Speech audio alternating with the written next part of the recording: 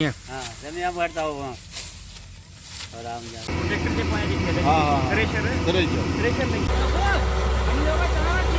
हमारे पास ज़िला बदीन में तकरीबन 7 लाख एकड़ से ज़्यादा जो है धान की फसल काश्त की जाती है, लेकिन हालिया बारिशों में हमारे तालके गुलारची की भी अगर हम बात करें तो तकरीबन 40% से ज़्यादा जो हमारी धान की फसल है वो बारिशों के नुकसान में जद में आ चुकी है।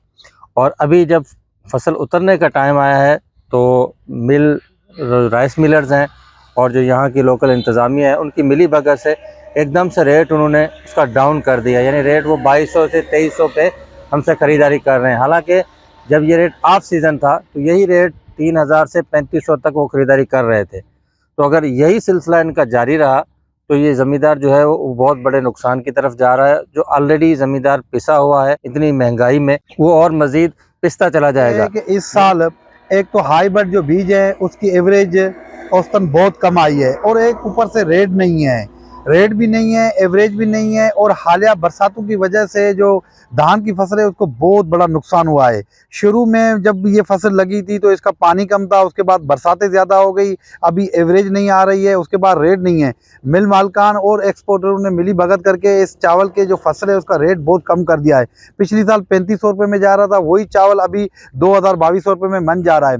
अभी जो पेस्टिसाइड है, जो खाद वगैरह है, जो दवाइयाँ वगैरह है, वो बहुत महंगी हो गई है। तो अभी जो किसान हैं वो मुकम्मल जो तबाह होने के, आप समझो तबाह हो गए। एक तो जैसे गंदम आलू के साथ हशर हुआ, गंदम आलू को रेट नहीं मिला, अभी वही हशर जो है इस साल जो धान वाले के साथ हुआ है उनको भी रेट नहीं मिला है। खर्चे पूरे नहीं हो रहे हैं, उनके जो अखराजात है वो पूरे नहीं हो रहे हैं, फसल जो एवरेज नहीं दे रही है, ऊपर से रेट नहीं है। तो इस साल मुकम्मल तबाह हो गए हैं किसान।